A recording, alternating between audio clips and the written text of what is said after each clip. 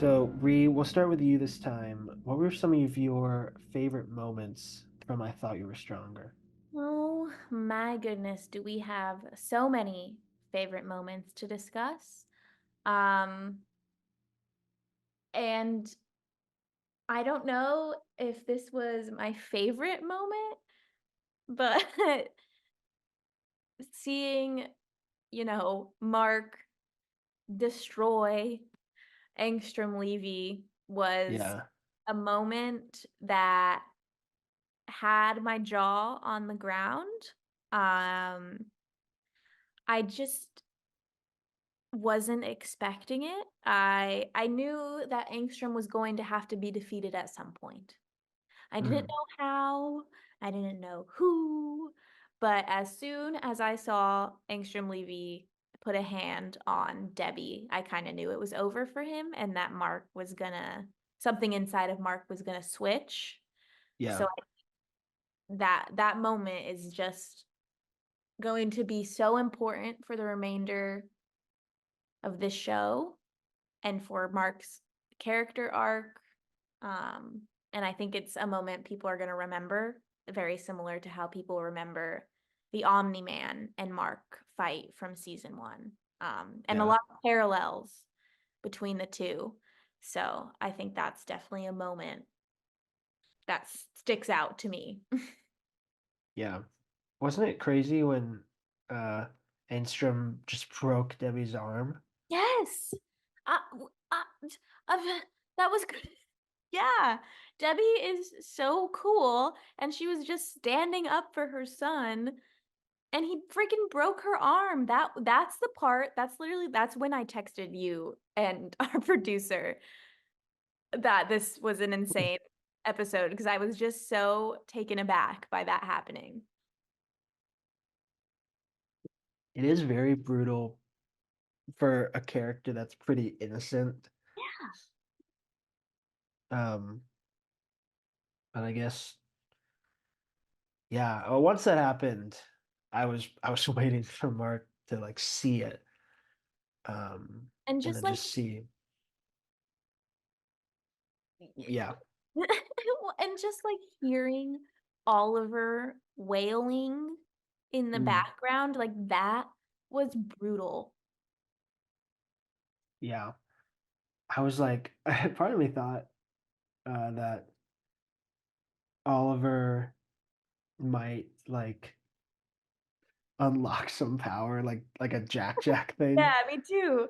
I just Wasn't sure if he was gonna like fucking. I don't know.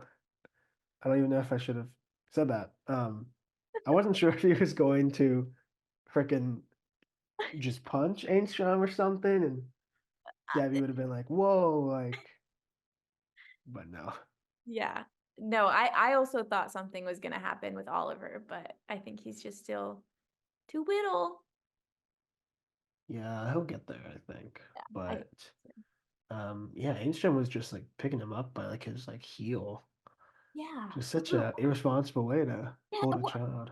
and just like when Debbie was telling Angstrom that he is the villain in this dimension and he couldn't get it through his head that he was the villain, but he was literally holding this baby by his ankle. Like, I know. He had just kind of lost it. Um, but understandably, we do get to see like these different versions of Mark where he kind of just mhm. joins his father. Um, there's just some pretty brutal kills and like a brief montage, and it's pretty intense. Yeah. I mean I guess I get Angstrom's anger, but gee, Yeah. I yeah, I don't know. It's like I don't understand. I do. I do. They've explained it to us. They've showed us. But like Mark isn't evil. He's not the guy you think he is in this dimension. Yeah, this Mark is cool. Yeah, he's you. It's really cool. Um, but probably the reason that it's so, you know, satisfying in a twisted way to see Mark just kind of beat up on Ainstrom is Mhm. because there's so much like he's really just toying with him for like the first 15 minutes, 20 minutes, Mhm. and just like setting him to dimension to dimension. And you definitely kind of start feeling frustrated for the character. Yeah. But we got to talk about all these different universes. Yes, There's a I'm couple ready. that are pretty cool. What do you think? Yeah, I that was a lot of fun to go through these different dimensions and to see different characters from other superhero Mm. franchisees. What was your favorite dimension? Well, I think the coolest one is obvious, and we'll talk about it in just a sec. But I did really appreciate the Walking Dead zombie universe, which I'm sure is this nod to the fact that Robert Kirkman, who created Invincible, also co-created The Walking Dead, which was comic to TV show adaptation, a huge hit. It's also funny because like, could those zombies even touch Mark? Was he actually in any danger? But they like kind of almost like they leave you in that scene and just long enough for it to feel like, oh shit, like What's gonna happen? he's surrounded by zombies, Yeah, even though he can't really die. yeah, But that was cool. that was awesome. I want to make a show just so I can nod to other shows I've made in the past. That is such a that's such a cool career flex. Right? But let's talk about this Spider-Man Yeah. dimension. Are you ready? Yes. That was awesome. That was awesome. And apparently I did look it up afterwards and it does happen in the comics. It's like a frame or two where you kind of see some of Spider-Man, so it's not like It, actually Spider-Man. uh-huh. Um Is in the comics, is it like the red and black Spider-Man we know, or is it Agent it Spider-Man? is, yeah. You see like a glimpse, I think, of like his Oh. hand and his, foot, but like, with the red suit on. So So it's very obviously Spider-Man, yeah. kind of like how we saw the glimpse of Batman in this.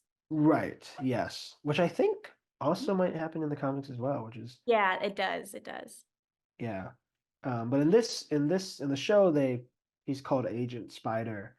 And he has this different type of color design to like the more traditional Spider-Man. But he is voiced by Josh Keaton, who plays Spider-Man in The Spectacular Spider-Man, which is like I think it only lasted for a season or two, but it was from like 2007, 2008. I haven't seen it in a while, but it is a really fun adaptation of the character. And he Yeah. does also nod to the Spider-Verse movies by saying like, "Oh, I saw you come through a portal. I know you're from another dimension. I've had too much experience with that, especially lately." So it's a cool little interaction. Yeah, I loved the workaround that they did to include, the nod to Spider-Man. I'm sure they couldn't actually include Spider-Man. I don't know. Yeah. But I think that also just opens a lot of opportunities in the future for like a real, like not real, but like a Peter Parker Spider-Man, Tom Holland Spider-Man. Um, Mm. just I mean, one, I don't know, maybe that would be cool. But I was very, very satisfied with what we saw and their little interaction with Prof Ock. Yeah. Do you think there's any potential for a little crossover with the boys at some point? Oh, oh, that would be I think that I think that would be awesome. But I don't know if it would happen. I think they're just two totally different shows Yeah. in a way. I don't No, know. yeah, they're very different, but who knows? Maybe there's a Homelander cameo in season 3.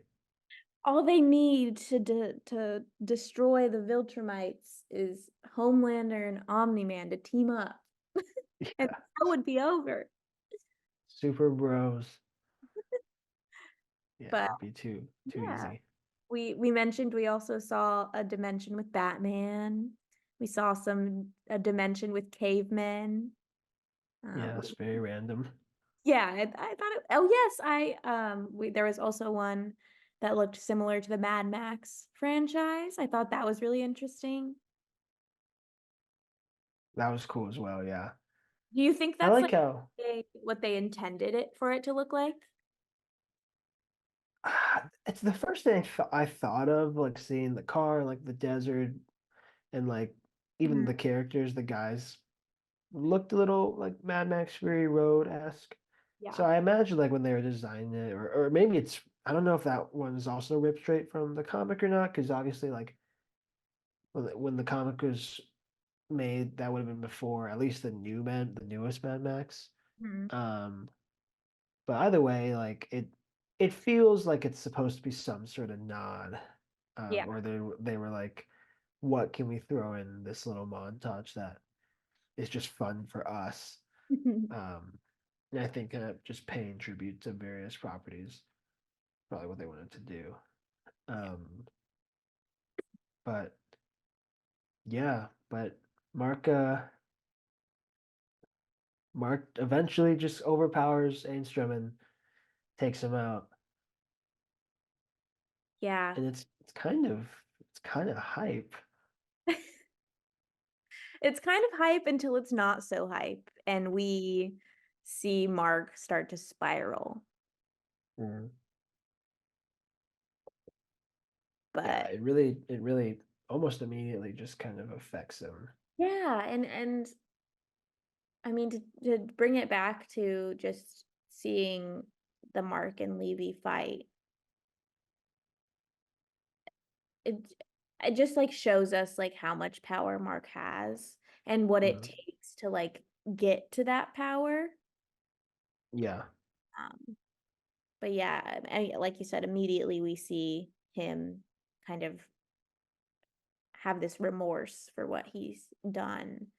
Um, I don't think he expected it. I mean the title of the episode and Mark says it that he thought Angstrom Levy was stronger, which is just such a heartbreaking line, yeah, and so impactful. Just yeah. make It's a really that's just a really great quote. yeah. Um, it's almost like his like him kind of trying to almost like reassure himself that like he only snapped because he thought he had the room to do that. Mhm. Um, and not like, he's just senselessly killing someone who obviously can't take the full weight of his punches. Yeah. So yeah, it's just a really well timed Mhm. line and a great title for the episode. Yeah. Well, and also a really great line of dialogue is before Mark starts to really beat up Angstrom Levy. He says, "You have no idea how much I've been holding back," which was Yeah, really chilling, and I think brings us back to when we saw the other dimensions where Mark was evil. I mean, he had such a presence, such an evil presence in those dimensions that it was like kind of scary to hear Mark say that. yeah, And you hope like he doesn't go to that place. And he does for a second, but I mean to defend himself and then he brings himself out of it, but we can see that affecting him throughout the episode.